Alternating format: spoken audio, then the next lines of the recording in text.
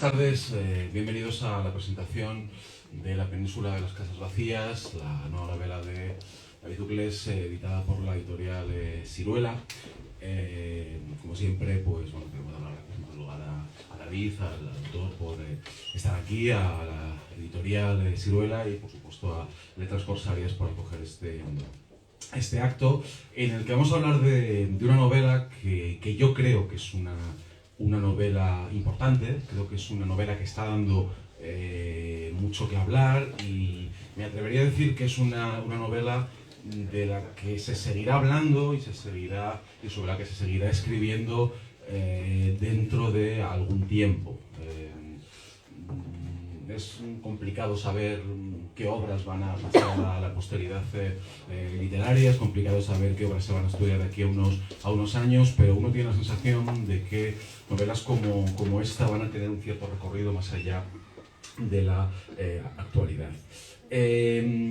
La península de las casas vacías es una novela sobre la guerra civil. Casi toda la información promocional, pretextual de la novela dice que es algo así como una historia de la guerra civil a través del realismo mágico. Iremos hablando durante esta presentación sobre esa cuestión, que es fundamental en la novela, ese tratamiento de la guerra desde una perspectiva en la que se combina lo realista, lo documental. Esta es una novela que parte de una investigación muy concienzuda, que de hecho trajo a David, entre otros lugares, a Salamanca a investigar al Centro Documental de la Memoria Histórica, pero también es una novela donde los acontecimientos se narran desde ese filtro distanciador que es el del realismo mágico, que da cabida a la magia, a la fantasía, y de hecho, bueno, pues en la novela vamos a encontrarnos con un pueblo, digamos, un territorio mítico, que es el territorio de Gándula, donde las lágrimas tienen diferente color en función de los sentimientos que las provoquen. Vamos a encontrarnos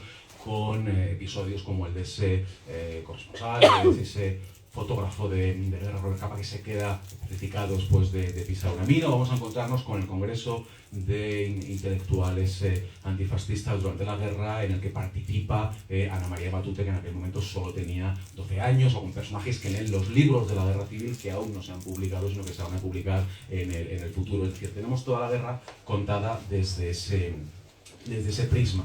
Pero más allá de eso, más allá de una novela sobre la guerra civil, o una novela de la guerra civil a través del realismo mágico, La península de las casas vacías es una novela que yo creo que destaca por su ambición. Decía antes que es una novela importante, y creo que eso tiene que ver con la ambición del autor.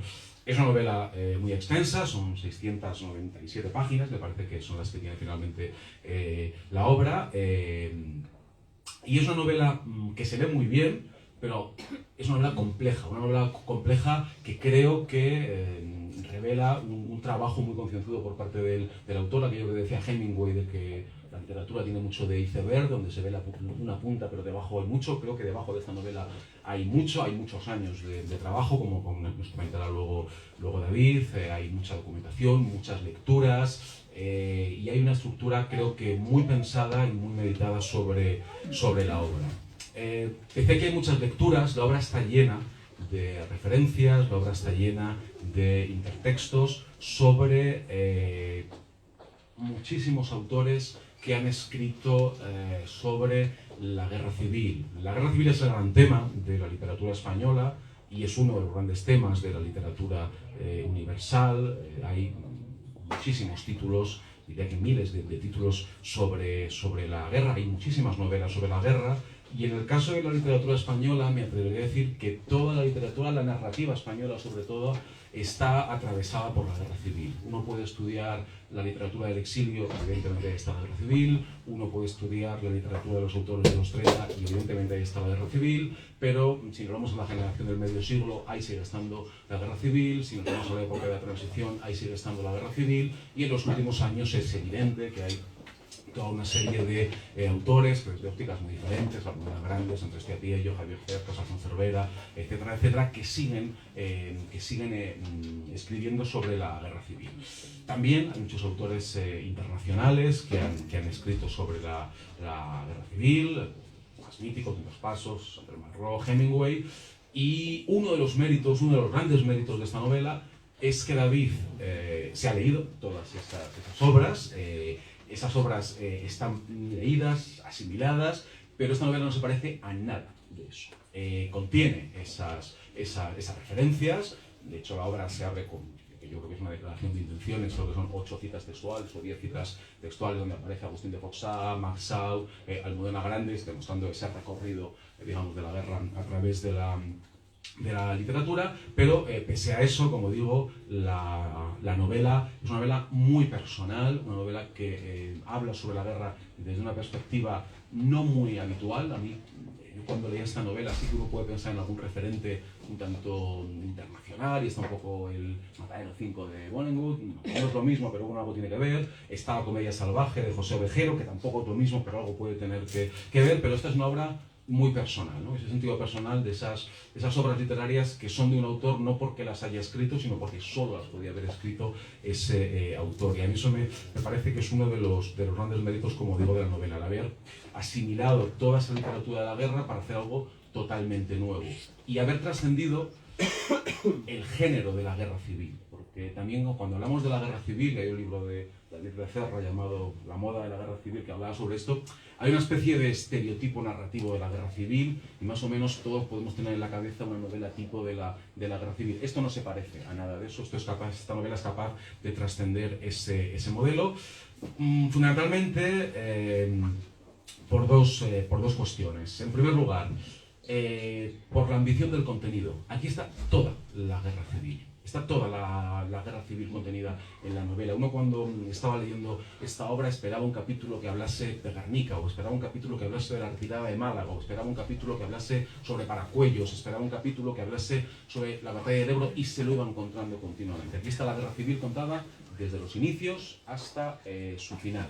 La obra comienza en la época previa a 1936, cuenta los prolegómenos de la guerra, y a través de una estructura cuatripartita nos cuenta luego lo que ocurre en el 36, en el 37 y en el 38-39, incluyendo la retirada, los campos franceses. Es decir, tenemos todos los episodios de la guerra civil contados desde todas las perspectivas. Tenemos el frente, tenemos la retaguardia, tenemos lo que ocurre en un bando, lo que ocurre en otro, tenemos la violencia de los sublevados, tenemos la violencia de los republicanos. Es decir, nos encontramos con toda la guerra concentrada en la obra, a través de numerosas referencias no solo a literatura, sino también a personajes históricos. Y además de esa ambición en el contenido, la otra ambición es la ambición formal. Más allá de lo que ya hemos comentado, del realismo mágico, de la perspectiva novedosa, la obra es tremendamente original desde el punto de vista formal. Es una novela de saga. Aquí tenemos a unos protagonistas, que es la familia de Odisto y de María, que viene de ese pueblo, Jándul, y nos cuenta la historia de la destrucción de Iberia, que es España en la obra, a través de lo que le ocurre a esta familia a sus 8 hijos, y nos lo va contando, como digo, a través de una estructura en la que cada capítulo tiene su propia idiosincrasia. Es cierto que hay una unidad argumental y la obra se va siguiendo, pero algunos capítulos pueden ser sacados de la obra y funcionarían perfectamente. Algunos capítulos son realmente hallazgos narrativos. Hay un capítulo donde Franco cuenta su estrategia de la guerra a través de una partida de ajedrez que es sencillamente maravilloso. Hay algunos capítulos donde nos vamos más a lo documental, más a lo histórico, otros donde se juega más con esa idea que comentaba antes del realismo mágico. Hay un narrador que va apareciendo de vez en cuando en la novela, interpelando al lector. Es decir, nos encontramos con una novela que va sorprendiendo con cada uno de los capítulos al lector, y que en definitiva supone, como decía, una visión totalmente diferente de entender la literatura de la guerra civil tal y como la hemos entendido hasta ahora. Por eso yo creo que va a ser una novela de la que vamos a seguir hablando y sobre la que se va a seguir escribiendo en el futuro. Establecí un poco este preámbulo y dando lo que son un poco las pinceladas fundamentales del libro. Quizá podríamos comentar el coloquio con una pregunta muy tópica, una pregunta que supongo que le habrán hecho a David en muchísimas presentaciones, pero que creo que es algo que llama la atención a cualquiera que se acerque a la obra y que tiene que ver con el hecho de por qué un autor nacido en el año 1990,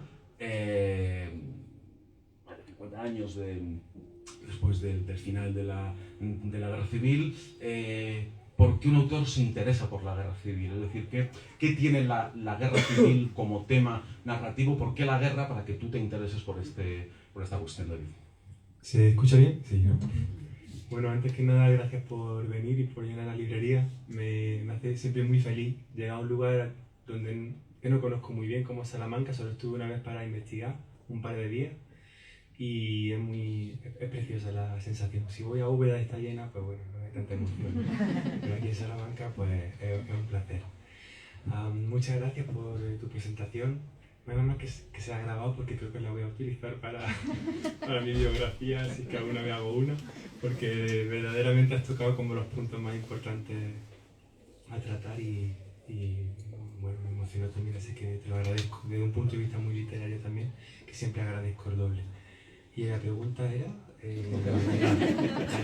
¿Por qué la guerra? Yo no quería hablar de la guerra. Esto, en 2009, mi abuelo siempre me contaba historias sobre el pueblo. Venimos de un pueblecillo muy pequeño, jienense, que se llama Quesada, muy aislado. Todo el mundo se dedica a la aceituna, muy endogámico, porque salir de ahí es muy complicado, en un valle. Y él me contaba muchas historias de nuestra familia, y yo quería hacer un Macondo íbero, ¿no? Como 100 años de soledad, aunque no me lo había leído, solo lo había empezado. Pero a lo nuestro. Me traigo aquí material para enseñaroslo. Entonces cogí un A3, puse los nombres de mis familiares e hice este mapa. Luego lo dejo en la mesa. Les podría hacer la prueba del carbono 14, que es del 2009. Y yo empecé a escribir un Macondo, la familia, la intrahistoria de una misma familia, y al año y medio tengo unas 500 páginas. ¿Qué hago cuando tengo las 500 páginas? Pues la envío, lo que se suele hacer con 21 años y 500 páginas, enviarla a la mejor editorial del país. Y la mejor editorial del país me contesta y me dice: estimado usuario genérico número 089. Bueno, luego aprendí que así no funciona el mundo editorial, que hay otra forma. Pero sí que aparté de la novela y a los 2 años la tomé otra vez y la reescribí. Volví a mandarla a premios, a editoriales y nada. Así pasaron los años. Y en 2015 dije, ya que las historias ocurren durante la guerra civil, voy a ver qué pasó, porque a mí no me lo han enseñado. En mi familia nunca se ha hablado. Mi abuelo hablaba, pero tampoco afectó tanto la guerra en mi pueblo. En el colegio tampoco. Me compré 6 libros, que todos se llaman La Guerra Civil Española, de Paul Preston, Stanley G. Payne, Gabriel Jackson, Hugh Thomas, etc. Y Boloten, etc. Y ahí fue con la primera lectura cuando dije, madre mía, pero si en la guerra hay cosas que son ya así, están en realismo mágico, ¿no? Se va el orden y de repente cualquiera hace lo que se le ocurre, y había verdaderamente escenas como si fueran pinturas de Magritte, donde la deconstrucción de la imagen ya me la daba la guerra. Como son 40 personajes y todos mueren, que lo digo en el prólogo, tranquilo, dije, si cojo estos 40 personajes y los desparramos por la península, a través de cada vivencia de cada uno puedo contar algo diferente de la guerra. Y ese fue el momento ambicioso, de decir, esto va a ser un berenjenal, ¿no? De leer muchísimo, de informarme, de ir a los sitios. Pero como las editoriales no querían oír hablar del realismo mágico, y menos de la guerra civil, además teniendo yo 25 años, pues yo trabajé esto mientras hacía otras cosas. He publicado otros 2 libros, me he mudado mucho, me casé en Francia, luego me divorcié, me compré una arpa, luego la vendí, y hice muchas cosas. Y mientras tanto, pues cogía ese libro, lo reescribía. Me dieron una beca, la beca Leonardo, que me permitió un viaje por toda la península. Y fui a todos los lugares a los que van los personajes. Entonces ahí le añadí la capa como de verosimilitud. Cada 2 años la reescribía y le añadía capa nueva. Hasta que por fin Silvia se interesó y ya estuvimos un año trabajando en el manuscrito definitivo. Ahora sí que veo que es una novela total sobre la guerra civil, pero nunca fue la intención. Y además has comentado algo que también se dice en muchas de las entrevistas que has ido haciendo, que tiene que ver con ese periodo tan largo de gestación, una novela que tiene 15 años. Es verdad que, bueno, tú mismo decías, 15 años tiene que ver con, digamos, las cuestiones editoriales y esos rechazos y demás, pero no sé hasta qué punto como autor el hecho de tener un proyecto en la cabeza durante 15 años, no sé si en algún momento llegaste a pensar, no puedo con esto, lo voy a dejar, o si siempre tuviste esa determinación de seguir adelante, porque es mucho tiempo para tener en la cabeza un proyecto literario. Una vez yo tenía la novela solo guardada en un pendrive chiquitillo, que me compré uno del tamaño de una uña, y lo escondí allí en Galicia cuando vivía en Santiago, en un ladrillo de la pared. Yo qué sé, estaba yo, decía, vaya que me lo roben. Y un día vine a escribir en un café, guardé el pendrive, y cuando fui a cogerlo no estaba. Y entré en pánico, me dije, madre mía, que ya llevaba 7 años de trabajo, no tenía ninguna otra copia. Vino mi pareja de entonces, miramos el ladrillo y tal, y no estaba ya. Total, que estaba perdida. Y a última, este chico le dio un golpetazo a la pared, y es que se había metido demasiado y salió. Entonces ese fue un momento en el que dije, se acabó esta cosa, yo no lo escribo otra vez. No voy a hacer como Bulgakov, por ejemplo, ¿no? Que sí que escribió el maestro Margarita otra vez y otros autores. No. Y sí hubo un momento de decir, tiro la toalla.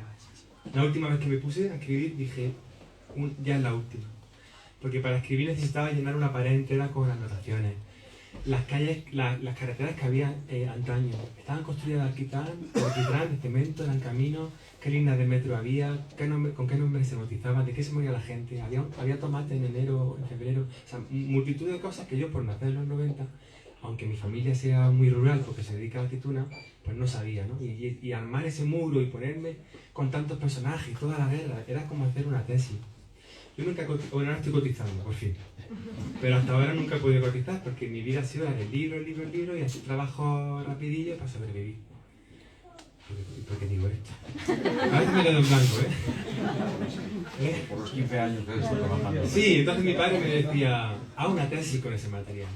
Y yo me lo planteé, ¿eh? Dije, voy a hacer un ensayo, una tesis, esto no va a salir nunca. Bueno, es que de hecho con digamos, toda la documentación que hay en la, como en la novela, con todas las lecturas que hay una tesis sobre la novela de la Guerra Civil. Luego, vosotros tampoco lo vais a ver tanto. Hay un momento en el que os describo Teruel y casi no hay nombres de personas, de famosos, pero yo me estudié toda la batalla de Teruel para hacer ese capítulo, son 3 páginas. Pero bueno, siempre cito a Picasso, que Picasso decía que si no sabías pintar bien, no podría haber hecho luego su cubismo, ¿no? Y yo no me atrevía a tocar un tema tan sensible si no tenía una idea cierta de lo que pudo haber pasado. Bueno, además da la sensación, lo que comentaba yo antes de trascender el género de la guerra, creo que eso se puede hacer si uno ha leído mucho sobre la guerra. Es decir, yo creo que para escapar de los referentes lo que uno tiene que hacer es comprender y asimilar esos referentes, y creo que eso en tu caso se ve muy bien. Es decir, uno cuando lee La península de las casas vacías, uno lo primero que descubre es que hay un trabajo no solo de documentación histórica, sino también algo que a mí me gusta absolutamente, de documentación literaria. Es decir, hay muchas lecturas sobre la guerra civil, y no es fácil porque hay muchísimo escrito sobre la guerra civil. Y yo quería preguntarte a ese respecto. Tú antes has comentado que cuando comienzas el libro no tienes una idea muy clara de la guerra civil. Bueno, en ese periodo en el que lees, te empapas, te vas documentando de la guerra, no sé si hay algunas lecturas, algunos autores que te han, no tanto que te hayan influido o marcado, sino que tú hayas visto ahí algunos hallazgos que has visto interesantes para la novela, o simplemente que a nivel de lector te han parecido interesantes por cómo tratan el tema de la guerra. Yo pocas cosas he hecho observándome. Yo como cuando escribo no me observo mucho. Entonces, por ejemplo, el narrador se manifiesta mucho, pero no era una cosa que yo quisiera hacer porque sí, me salía solo, ¿no? En cuanto al estilo, estoy muy poco consciente de si tenía un estilo de una manera o de otra. Entonces, no ha habido un rasgo estilístico a lo mejor de algún libro sobre la guerra civil que haya querido imitar o no. Siempre hay imitación. Los escritores al final imitamos de forma indirecta lo que hemos leído. Entonces, habrá muchas cosas que he heredado de esas lecturas. Pero bueno, me ayudaron todos los libros que leí, pues todos te dejan un pozo, te dejan alguna cosa. El laberinto mágico de Max Au, por ejemplo, pues me ayudó a enriquecer el vocabulario rural que se utilizaba antaño.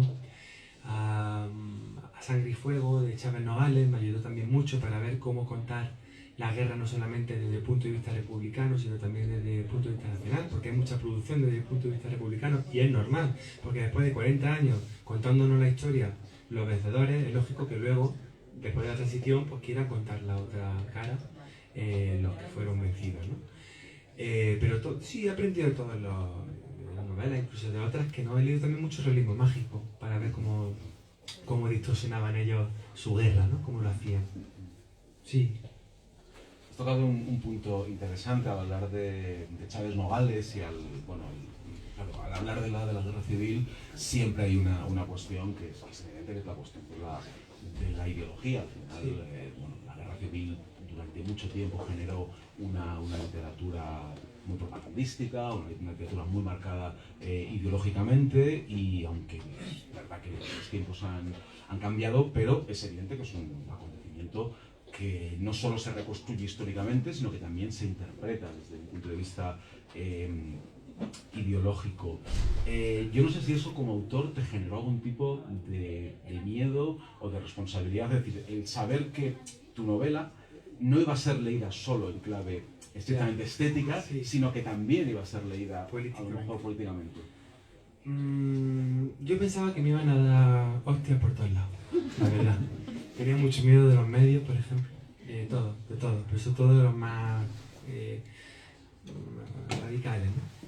Y no, me han tratado muy bien, no han sido muy negativos conmigo, estoy muy contento, quizás porque han visto el trabajo que hay antropológico, ¿no? De lírico también, que no solamente hay una parte política. Pero yo me esperaba que me criticaran más. Yo lo que hice fue lo siguiente. Gracias a Dios, no sé si es una virtud o un defecto, soy muy poco militante. Tengo muchas inquietudes y me gusta la música y me gusta pintar, y entonces no me dedico mucho tiempo a la política. Sí soy ser político, todos somos políticos, la política está en todo, pero no soy muy militante. Entonces cuando yo me enfrento a investigar qué ocurrió durante la guerra civil, yo me quito mis gafas contemporáneas políticas, investigo un periodo e intento hacer una radiografía de un momento y plasmar lo que yo leo. Y si hay personajes a los que yo le tengo más cariño porque su ideología se parece un poco más a la mía contemporánea y en su día dijeron algo grotesco, yo lo pongo y me dolió. Pero es que no te tienes que encariñar con esos personajes, no haciendo el trabajo que yo hice, ¿no? Entonces yo no soy la llenada. Para mí esa es la neutralidad de la que hablan. No es que no me mojara, es que me mojé en todo. Es que todos los que hicieron cosas mal, lo pongo. Y ya luego que cada uno juzgue si la balanza va más hacia un lado, hacia otro. Hombre, tengo una voz política. Yo creo que cuando lo terminéis veréis lo que yo pienso sobre la guerra, pero no es importante. Lo importante es que la novela, primero, haga viajar por toda la península, o descubras costumbres que tenemos en los pueblos, que son maravillosas, ya mágicas en sí, y que os haga reavivar la curiosidad por la guerra. Y a vosotros luego, cuando leáis el capítulo de las de Vandal, pues si os interesa mucho, pues vais a Málaga y os vais allí a esa carretera que tiene un cartel que pone en lugar de Oria histórica, porque se ha caído la parte de Mem y no lo han puesto en la Junta de Andalucía todavía. Pues vais allí y os hacéis la carretera y ya pues, o sea, yo no es un panegírico, no es un manifiesto político, porque yo no lo soy, ¿vale? Entonces, eso no significa que no señale en algún momento pues cosas que hay que señalar por humanidad. Bueno, además hay algo en tu novela que yo creo que a veces se nos olvida cuando hablamos de la guerra civil, y es que, bueno, es evidente que la guerra civil es un acontecimiento marcado, claro está, ideológicamente, socialmente, y es evidente que hubo muchos combatientes en la guerra civil muy comprometidos, pero también hubo mucha gente que la guerra le cogió solo un bando o otro porque estaba en un sitio determinado, y eso se ve también en el libro, esa idea de al final en la guerra hubo blancos y negros, pero lo que más hubo en la guerra es el gris, y lo más complicado de definir es el gris siempre, y yo creo que en tu novela sí que hay mucho gris, ¿no? Eso es. Yo creo que la novela está compuesta por héroes anónimos que sufrieron la guerra, a la que le llegó la guerra, y tuvieron que irse a luchar al frente sin haber cogido la ideología que venía años antes de Italia o de Rusia, ¿no? Fueron porque le tocaba o no le tocaba otra. O se defendieron de las venganzas que surgieron en todos los pueblos, pues porque tenían que defenderse. Yo distingo dos niveles, nivel macro y nivel micro. El nivel macro, nivel general, como si fuera una partida de ajedrez, los que mueven las piezas, a eso sí que lo señalo. La guerra la provocó un golpe de Estado y terminó con una dictadura, ayudada por fuerzas fascistas enormes. y dieron un golpe de Estado además en un momento en el que las dos Españas estaban muy tensas. Cuando tú das un golpe de Estado y las dos Españas están a punto de darse el garrotazo que Goya pinta, no quiere a tu pueblo. Hay que tener cuidado en ese momento. Entonces, a nivel macro tengo claro eso. Ahora, a nivel micro, en cada pueblo, en cada región, en cada familia, yo ahí empatizo con los que sufrieron por causas injustas. Yo, por ser hijo de terrateniente o de tratante, que es el que estaba entre los terratenientes del campesinado, a mí me habrían fusilado, o a mi padre. Pero por ser gay en otro pueblo también me habrían fusilado. Entonces yo me habría ido a una causa u otra dependiendo de esas circunstancias. Por eso me da mucha rabia cuando algunos intelectuales, hoy día, sobre todo de la izquierda, siendo yo de izquierda, hoy es muy fuerte, pero en fin, gente como muy seca. Cuando gente dice, queremos honrar solo las víctimas que cayeron del lado republicano. Pero no nos olvidemos de las víctimas que cayeron en otro lado, que fueron de la Quinta del Liberón, de la Quinta del Chupete, que fueron simplemente a luchar obligados, ¿no? O porque si no mataban a su familia tuvieron que defenderse, es decir... Bueno, yo siempre distinguí esos dos niveles y me ha ido muy bien. El macro y el micro, ¿no? Esa es la historia. No, y de hecho, hay una... Comentábamos antes lo de las citas iniciales. Yo creo que incluir una cita de Agustín de Foxá en la parte inicial, o más Agustín de Foxá que terminó Madrid de Cortecheca aquí, en el Café Novelty, en la Plaza Mayor, sí, porque Foxá cuando comienza la guerra está en la ciudad... No, él está en Madrid, pero claro, tiene que huir del Madrid republicano, se refugia en Salamanca y en una mesa del Novelty termina de escribir Madrid de Cortecheca. El Novelty es una cafetería de Plaza Mayor. Sí, yo conozco, iba a Unamuno, ¿no? Sí, y claro, incluir una cita de Agustín de Foxá es toda una relación de intenciones, pero al mismo tiempo me parece muy interesante porque la novela de Foxá, que nos puede parecer, bueno, desde mi punto de vista contiene algunos pasajes absolutamente repugnantes y puede ser ideológicamente muy perversa, es una grandísima novela desde el punto de vista literario. Sí. Pero claro, eso es un poco la cuestión que tiene que ver con la guerra civil. Agustín de Foxá es un fascista y él no lo niega, pero su novela es una gran novela, escrita de una perspectiva determinada. Entonces me parece muy valiente por tu parte, incluso porque no es algo, a pesar de haber pasado tanto tiempo, cuesta mucho todavía que estos autores sean reintegrados. Sí. Bueno, yo le doy voz a personajes ficticios y reales. Y a los reales pues están todos los colores. Porque me apetecía, insisto, hacer una fotografía de un momento, una panorámica. Y no puedo hacer esa panorámica sin meter a un escritor como Foxá, ¿no? Le doy menos voz que a otros, pero sí sale. De todas formas, la cita que tiene Foxá la voy a leer, porque era de cachondeo. Foxá era un hombre era muy elocuente, y él era consciente de lo que Franco iba a hacer con España, nada más hacerse con ella. Y entonces dice lo siguiente: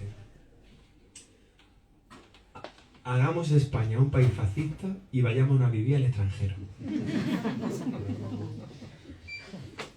Súper simbólico. Él se fue, de hecho, fue embajador.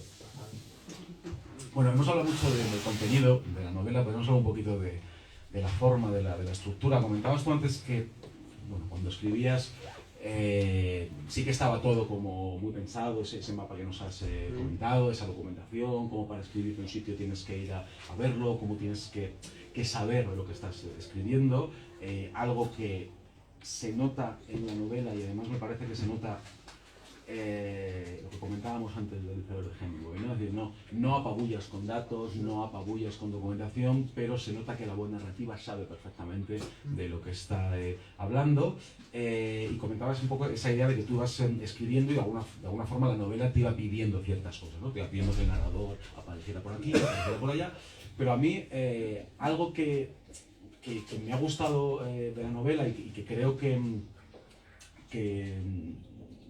parte de una premeditación por tu parte es el hecho de hacer que no cada capítulo, pero casi cada capítulo tenga unas características diferenciadas, una idiosincrasia diferenciada. Comentaba antes, algunos capítulos pueden salir de la novela y pueden funcionar de forma independiente. Entonces, no sé cómo planteaste eso, es decir, a la hora de escribir, no sé si la novela está escrita empezando por el capítulo 1 y siguiendo de forma deriva, si escribiste los capítulos en función de las afinidades un poco estéticas, porque en ese sentido la novela sorprende mucho. Son capítulos muy breves, generalmente, algunos brevísimos, otros un poquito más largos, pero que van creando una estructura muy diferente. Mosaico, ¿no? Muy diferente cada uno, pero en general... Sí, como un mosaico, efectivamente. Sí, es muy calidoscópica en el sentido. Cada episodio no suele tener más de 3 caras o 4 caras a lo sumo. y juego narrativamente con la forma de cada episodio. La batalla de Guadalajara no tenía ganas de contarla tanto porque tampoco, digo, la voy a contar solamente como si fuera un sueño, con frases, para que la gente se imagine escenas, ¿no? O hay la batalla del Ebro que la cuento como si ocurriera durante un solo día, pero también porque contar toda la guerra, toda la batalla, esas cronologías, si yo no lo presenciaba como narrador y os decía, mirad que las 12 rosas murieron en el 40, pero las pongo ahora porque me interesa que lo sepáis. El asedio del santuario a la cabeza os lo pongo ahora porque si no son dos asedios juntos. Entonces, esas cosas las hice sobre todo para facilitar la lectura al lector. Y luego cada capítulo es como una imagen, es como un cuadro que se mueve, o eso intenté. Yo soy un escritor de imágenes, no de personajes. Es como en el cine, poner una película y no hay una voz en off que antes os explique cómo piensa cada personaje. Pues va a pasar un poco lo mismo con mi novela. Yo no voy a explicar mucho sobre cada... ¿Qué es eso? Diré, uno está calvo, otro tiene pelo gris, alguna cosa del carácter, agreste, pero muy poco. Y son muy visuales. Esa sí era mi intención. Yo quería que cada episodio o en cada página hubiera una pintura como de Magritte. Como hacer ese surrealismo con las cosas que nos rodean. Por ejemplo, hay un momento en el que uno va a Cuenca, que está aquí mi mejor amiga que es de Cuenca, la que me ha traído el coche. Y cuando llega a Cuenca ve que el pueblo lo están levantando en andamio. Es una imagen también, como ya Cuenca ya está levantada, pero imaginaron en andamio. Entonces dice, pero ¿qué pasa? ¿Por qué está el pueblo así? Dice, porque han caído una octavilla de un avión, unos papeles, que pone arriba Franco, arriba el campo. Y nosotros pensamos que va a ganar Franco, entonces estamos levantándolo ya para que él luego bien. Y en el pueblo de al lado hay un pueblo republicano que está haciendo lo contrario, está metiendo el pueblo bajo tierra. Porque ellos dicen abajo Franco, abajo el campo, ¿no? Entonces, bueno, son cosas... Me gusta que veas como esa imagen, una violeta que se congela encima de Teruel, porque hacía un frío negro. También es como muy visual. Y lo que ocurre después. Pero hay momentos como que yo congelo. Cuando la desbandada, por ejemplo, hay una escena con una embarazada atroz, pero pongo música de vez en cuando y se ve como... Lo describo como si fuera cámara lenta. Entonces, bueno, es muy, muy, muy visual. Ya la veréis. Comentabas lo del cine y hay muchas novelas contemporáneas quizá no tanto de la guerra civil, pero sí muchas de la represión de los 40 y demás, que han tenido su trasvase cinematográfico, su adaptación. No sé si en algún momento te has imaginado si esta novela puede ser llevada al cine. Sí. Claro. Porque hay que lo que decías, es novela que tiene... Es muy fácil. Es fácil. O sea, no es es fácil, pero al mismo tiempo... Está hecho el guión ya, ¿sabes? Sí, pero al mismo tiempo es complicado. Porque... Sí, es muy complicado. Yo filmaría si fuera una serie. Una película es imposible. Como llevar a Juego de Tronos a una sola película. Es como, no, es muy bíblica, muy épica, hay muchas cosas. No, ya se lo he dicho allí. Conozco a Jesús Trueba y a veces les digo, a ver si tus hermanos se animan. Y se juntan todos los Trueba y mandan la serie. Pero bueno, por ahora, si es que una productora pidió el libro, no he preguntado qué productora es y no sé si saldrá. Pero si yo filmo, solo sería una serie. Y si salgo yo haciendo un cameo. Pero muy rápido, que no se memorizan nada, que me maten ahí. Y eso sí, pero vamos. ¿No te cogerías un personaje protagonista? No. O hacer la voz del narrador. Eso se podría, fíjate. Sí. Tengo que darle una vuelta. Bueno, David, ¿a ti qué te parece que nos puede decir? Porque es cierto todo lo... Una anécdota. Me acabo de acordar de lo de llevar la película. Hubo un momento en el que, como no me cogían el libro en ningún lado, porque es que sobre la guerra civil, es que es realismo mágico. Digo, bueno, pues voy a hacer una cosa. Le voy a cambiar el estilo. Y digo, ¿y si lo cambio al estilo erótico y lo llamo 50 sombras de Franco? Hasta eso llegué a pensar, mira, no lo iba a hacer, era broma, ¿no? Pero hasta ahí llegó mi desesperación de decir, ¿qué hago con todo este material? Si es que tiene que ser así, no puede ser de otra manera. Así que sí. Claro, te decía que la novela es verdad que todo lo que hemos estado comentando, hay algo normales, novela de Sada, la historia de los Arnolento, el mágico, pero es verdad que, digamos, lo que atraviesa toda la novela es la guerra civil y de hecho yo creo que lo que marca un poco también la expectativa del lector tiene que ver con la guerra civil. Yo creo que hay un tipo de... que eso también no sé si para ti fue un problema. Yo creo que hay un tipo de lector que empieza que muestra cierto cansancio Sí. hacia la guerra civil. No sé si eso en algún momento... Yo, por ejemplo, estoy agotado de la guerra. Que ahora todo el mundo me dice, hay un libro, no sé si te lo has leído. Y yo, por favor, que me lo haya leído. Yo no puedo más. Es que, a ver, tengo que decir una cosa, con perdón a todos los resto de escritores, pero la mayoría de novelas que se han escrito en el siglo XX sobre la guerra son muy parecidas. Son muy Bueno, es que parecidas. hay un género, decía, hay un género de la, Sí. de la guerra civil, y además con pautas muy marcadas. Sí. Como en la novela negra, pasa igual un poco, ¿sabes? Sí. Yo me metí en esto sabiendo el punto ambicioso y ahora lo defiendo como tal. No hay ninguna novela, no hay ninguna ficción que cuente toda la guerra y en toda la península. Es decir, eso no se había escrito hasta ahora, entonces no hay otra novela más sobre la guerra civil. En ese sentido, tiene una cosa que da diferencia. Eso por un lado y por otro el estilo, el realismo mágico, ¿no? Pero sobre todo eso, que yo echaba en falta eso. Muchas veces los escritores escribimos lo que echamos en falta. Y a mí me hubiera gustado una épica, un solo libro contando nuestra herida más reciente. Bueno, es que salvando las distancias, yo creo que digamos, el único intento de novela total sobre la guerra no es una novela, sino que es El laberinto mágico de Max Aub, que es un conjunto de novelas y mundos, y aún así hay menos aquí. Que va, pero eso Hay menos. es súper fragmentado, no son los mismos personajes. Claro, Está todo más... y no hay tantos lugares, ni No, y aparte es infumable. Cada uno, con perdón, pero hacer la prueba. Coger la primera página de Max Aub, no sé qué campo era, campo de no sé qué, se llama campos y no sé qué. Si no subrayáis 30 palabras que no habéis escuchado en vuestra vida, en una sola página no subrayáis ninguna. O sea, es constante. Era otra manera de narrar también, era bueno, otra época. yo como persona que hizo su tesis sobre Max Aub, tendría mucho que decir sobre esto. ¿Quieres que te lo demuestre? Pero no vamos a... No, bueno, Max Aub creo que es un autor al que se le estudia más que se le lee en la actualidad. Tengo la sensación, pero bueno, yo tendría alguna reserva sobre el tema. Bueno, lo que te quería comentar, David, es la guerra es lo que atraviesa un poco la novela. ¿Qué nos dice hoy la guerra civil? Es decir, tú nos has contado por qué escribes tú una novela de la guerra civil, pero al final estamos hablando de un acontecimiento. Dentro de poco vamos a estar en el 90 aniversario de la guerra. Quedan muy pocos supervivientes ya de la guerra civil, muy pocos testigos directos. Es cierto que las consecuencias ahí están, uno puede abrir cualquier periódico que la guerra de una u otra forma sigue estando presente, pero ¿tú qué crees que nos dice hoy la guerra civil? Pues no se ha hecho una memoria sólida. No solamente los letreros que se caen de la Junta de Andalucía en Málaga, es que están muy pocas cosas indicadas. Y hay muchos letreros también que deberían quitar. Por ejemplo, salgo de Chamartín, cada vez que salgo estoy viajando mucho. La salida es Agustín de Foxá, que no pasa nada, que escribió una obra buena, pero no hay más personas para ponernos. O incluso me voy al otro lado, en Bilbao, la estación Indalecio Prieto, alguien que tuvo tanto poder en aquel momento, por muy honroso que tú creas que actuó, hay otros símbolos que políticos que movieron fichas de ajedrez en una guerra.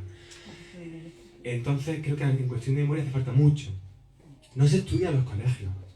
Eso es absurdo, eso a nivel europeo no se entiende. Yo he vivido 2 años en Alemania, he ido en Francia, y en Alemania tenían una memoria... Bueno, mis amigos todavía cargaban con la culpa. Yo les decía, relajados, que fueron vuestros abuelos y bisabuelos. Que ya no tenemos la culpa y la tienen súper interiorizada, ¿no? Y eso viene de una buena educación. Ahora se ha empezado a leer el Mein Kampf allí, pero con una versión, el libro que escribió Hitler, pero con una versión estudiada y tal. O sea, hasta hace poco teníamos a Franco en el Valle de los Caídos, y esto sobre todo a los españoles, a algunos nos gusta, a otros menos, pero a los extranjeros les chocaba muchísimo, ¿no? Lo de Franco allí enterrado. Sobre todo por la educación. Hay que hacer memoria. Yo creo que esto es una manera de acercarlo a nuevas generaciones también para que sepan lo que ocurrió porque no tienen ni idea. ¿Y por qué es necesario? Pues para ahorrarme situaciones como la siguiente. El otro día voy por la Plaza Mayor de Madrid, por la Plaza de España, en un autobús con mi mejor amigo. Mi mejor amigo también es homosexual. Entonces íbamos en el autobús y me dice, mira qué chicos tan guapos. Y había 50 chicos que de verdad que eran bonitos. Y digo, sí, son bonitos. Iban vestidos todos como de una misma manera y de repente levantan la mano y empiezan a cantar el cara al sol. Y Charles llevaba ya 2 días en Madrid y me decía, Madrid es muy gay friendly, es muy abierta. Aquí podéis de la mano con tu amor y tal. Y yo entonces digo, ¿qué le digo yo ahora a este? Entonces me quedé así pensando, digo, son Boy Scouts. Y a mí dijo, pues no veas cómo están los Boy Scouts aquí, ¿no? Pues sí, se entrenan bien. Yo no le podía decir, yo hice memoria ese día, yo no le podía decir la verdad, porque entonces ya no vuelve a Madrid, ¿sabes? Bueno, una anécdota para decir que no está superado, que los grupúsculos políticos más radicales cogen esos signos, esos símbolos y los vuelven a sacar, y que cuando hay un momento de decadencia europea, que parece que se puede aproximar, luego cada país saca su propio fantasma.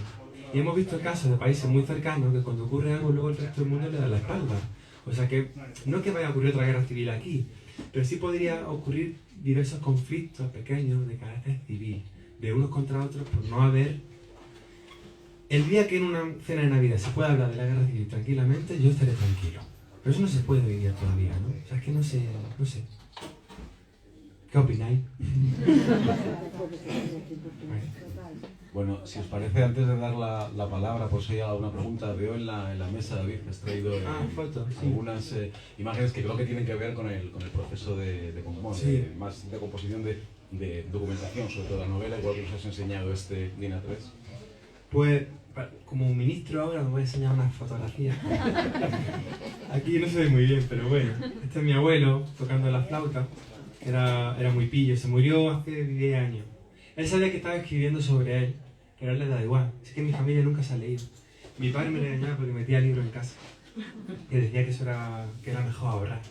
Pero él le hacía ilusión que escribiera sobre él. Le habría hecho ilusión verme en Canal Sur, por ejemplo. Pero bueno, pues se murió. No hay más. Aquí estoy yo, él contando mi historia y yo apuntándola. Tengo vídeos también donde él cuenta esa historia. Algún día lo subiré a la red. O sea, aparte también de un proceso de memoria propia, ¿no? Pero luego ya la hice como universal o global. Este se ve muy mal, el muro tipo CSI que hice ya en los Alpes el último año, con todas las notas. Y este es el viaje que me pagó la Fundación BBVA con la beca Leonardo, en un solo año, con Leticia, que está allí, que es la conductora. No tenía ni idea de la guerra y ahora ya tiene un máster. Y aparte, bueno, ya me estoy haciendo más, o sea, el doble con la promoción, pero Salamanca fue el primer sitio que elegí de toda la ruta. Sí, porque, bueno, voy a contar otra anécdota que sí. Fui al archivo para ver sobre todo mis familiares, que si habían estado fichados y no, y demás. Y a Unamuno, mis dos maestros han sido Saramago y Unamuno, por eso soy iberista, perdón. Y en la novela no existe España, solo existe Iberia, ya lo veréis. En todas mis novelas solo existe Iberia. Y cuando fui allí a la casa de Unamuno, dije, yo soy muy espiritual, y dije, tengo que tocar algo que él hubiera tocado. Y miré la casa, digo, lo mismo el pomo, que me parece que no está muy desgastado. Total, que llego, eran las 8 de la noche, el pomo estaba aquí, digo, ¿qué hago? Me pongo así. Entonces cogí el pomo, me senté así, con el pomo aquí, y de repente viene una señora y me dice, ¿estás bien? Pues así como desmayada. Y digo, claro, y me quedé así bloqueado, digo, ¿qué le digo? Y digo, bueno, me ha dado un poco así de bajón, no sé qué, vamos a probar y te invito a una Fanta o lo que sea. Digo, venga, vamos. Y fui con ella a tomarme una Fanta, porque yo aprovecho mucho esas situaciones. Ya estuve hablando con ella un ratillo, no sé qué, y cuando se fue, estuve como 10 minutos, en plan, que si no viene nadie, quiero tocar el pombo otra vez. Entró la familia a la casa. Y yo, madre mía. Ya estuve tocando, me quedé 10 minutos tocándolo la energía y ya me fui a dormir. Pero sí, fue la primera ciudad que elegí por Unamuno. Sí. Y bueno, porque no la había visto nunca y sabía que era bonita, se parece a Úbeda en esto del Renacimiento y tal. Tenía muchísimas ganas. Espero que no sea la última, que no pase nada hoy. Esperemos que no podemos volver luego a tocar el pomo si volvemos a tener buenas vibraciones. Bueno, pues si queréis, como ya llevamos casi 45 minutos, no sé si alguien del público quiere preguntar algo a David o comentar algo sobre la novela. ¿Alguna experiencia con los pomos de la casa de Unamuno? Bueno, pues si os parece... perdón. Y David, con toda la información, toda la documentación y las no sé cuántas mil páginas que tienes anteriores a la publicación de la novela, dices tú que no cabrían en una película, que se tenía que ser una serie. puede haber trilogía, quintología de la película, del Ya. libro, ¿o no? Sí, una trilogía sí. Lo que pasa es que... ¿Y si se olvidan luego de la primera y la segunda porque han pasado muchos años? ¿Y dónde corto? Yo preferiría una serie... Da para mucho. O sea, que yo una serie como de 3 o 4 temporadas. No sé. Pero bueno, algo así. No algo menor. Me propusieron llevarla al teatro. Además, no digo el actor, pero un actor muy bueno que todos conocéis. Y digo, no, al teatro, ¿qué vamos al teatro? No tiene sentido. Puedes coger una historia, Sí, y llevarla al teatro, pero si no, pues como llevar la Biblia al teatro. No sé, coger un pasaje en la vida. Es que no se puede. Entonces, no. Bueno, pues gracias, lo consideraré también, pero ahora no. ¿Y has pensado... Bueno, que si me hace falta el dinero lo vendo a esta producción de Jesús. Es que lo haga nadie, pero sabes, Juan y medio lo diste. Pero no tengo casa todavía. Y eso que te decía tu padre, de con todo esto escribe un ensayo, no tanto un ensayo, pero igual escribir como la cara B de la novela, es decir, todo ese proceso de documentación, escribir sobre cómo llegas, cómo vas hablando con unos, con otros... Bueno, al final soy un escritor de historia, entonces no me apetece hacer ensayo. Lo que sí, tenía 900 páginas, un año entero recortando, más que recortando, podando, ¿no? No quitando lo importante, sí, la historia satélite. Con el material que sobró y con todas las ideas que he tenido nuevas estos últimos años, hoy lo voy a decir Leticia, porque siempre voy a todo en el coche. Estoy preparando, pero de aquí a 4 o 5 años, una posible segunda parte que narrara la dictadura, toda la dictadura en realismo mágico. Si me ven mi editorial, no sé si me está yendo en directo, pero bueno, son confesos, lo saben, lo conocen. Pero bueno, estoy recopilando información y viendo si es posible. Y es que ocurrió tantas cosas también durante la dictadura que es súper posible, ¿no? Hoy sí, mira, bueno, cuento una escena así, ¿no? Pero ya sería hablar del futuro, esto es un poco absurdo. Mira, hay un momento, por ejemplo, yo tengo un humor muy de cuerda, muy de amanece que no es poco. Entonces se me ocurrió una escena en la que Franco va a un pueblo. Pues si hago otro libro en el futuro, no es de este. Franco va a un pueblo... No, Franco no. Bueno, es que lo llamaría Branco por derecho de autor para que la familia... De hecho, la novela empezaría así, en plan, se llama Branco, que no me denuncien. Entonces Branco va en un carro, yendo hacia Madrid, a ir a un pueblo a inaugurar una estatua. Y claro, no sé si sabéis que Branco entraba en la iglesia bajo palio. Y a mí se me ocurre ponerle también un palio al carruaje que él lleva, ¿no? Y entonces pasa por al lado de un pueblo y los pueblerinos, los lugareños, abren las ventanas y ven un carruaje con un palio y creen que es una virgen. Entonces salen y empiezan, y guapa, y guapa, y reina. Y Franco abre la ventana y ve a esta gente, y ve a la reina, para el coche y dice, este pueblo hay que destruirlo entero. A ver cómo lo hacemos. Entonces de repente ve un río, dice un río, y dice, aquí vamos a hacer un pantano.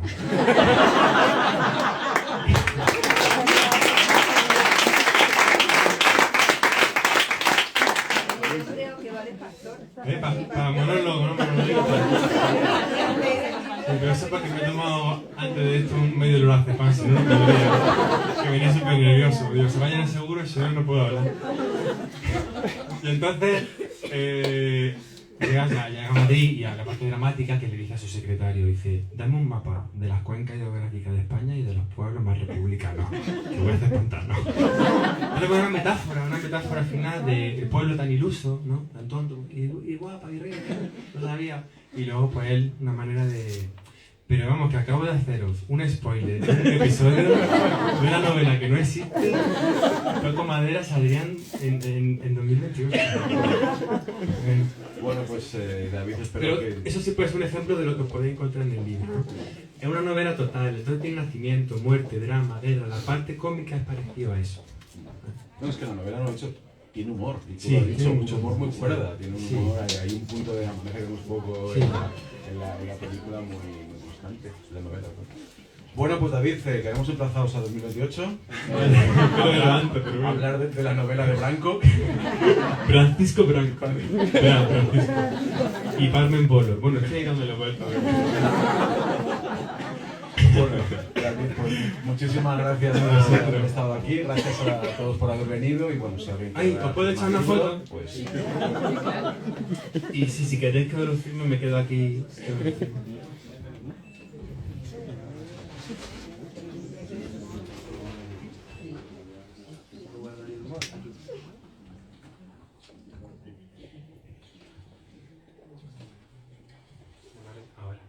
Es que me he comprado un móvil de eso que hace así y se ve todo.